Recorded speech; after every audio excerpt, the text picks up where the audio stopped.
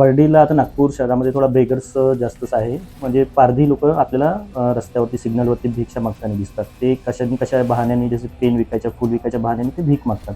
तर Burdi police station अंतर्गत आणि आस्थानी वरागृह, नागपूर महानगरपालिकाद्वारा संचलित आस्थानी वरागृह यांच्या अंतर्गत आपण एक मोहीम राबवली, की जे पण भिक्षेकरी रस्त्यावरती सिग्नलवरती भीक मागत आहेत यांना शेल्टर होममध्ये आणणे आणि त्यांचे पूर्ण पुनर्वसन करणे. द्वारा संचलित पुनर्वसन करण्याची प्रक्रिया ही असते, की जसं आस्थानी वरागृहामध्ये त्यांना आणले जाते.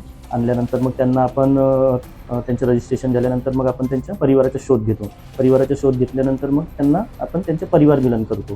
की त्यानंतर आपण त्यांची काउन्सिलिंग आहे, मेकओव्हर आहे, स्किल ट्रेनिंग आहे, योगा आहे, या सगळ्या गोष्टी आपण या ठिकाणी त्यांना देतो. त्याच्यानंतर त्यांचं पुनर्वसन करतो. किती काळ इथे एखादा बेगर जो येतो, भिक्षा मागणारे लोक आहेत ते किती काळ इथे राहतात या सगळ्या प्रक्रियेत जात असताना? आपण त्यांना इथे 3 महिन्यापर्यंत ठेवतो आणि 3 महिन्यापर्यंत पूर्ण त्यांचं रिहॅबिलिटेशन करतो. आता वर्तमानात किती संख्येने लोक आले आहेत बर्डीवरनं जी कारवाई झाली त्याच्यानंतर?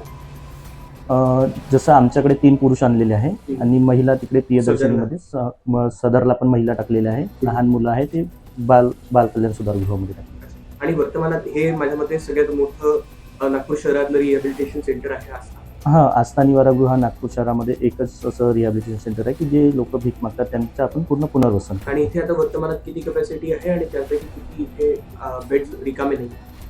आता म्हणजे या ठिकाणी 150 लोकांची कॅपॅसिटी आहे आणि आता प्रेझेंटमध्ये आपल्याकडे 135 लोकं आहेत.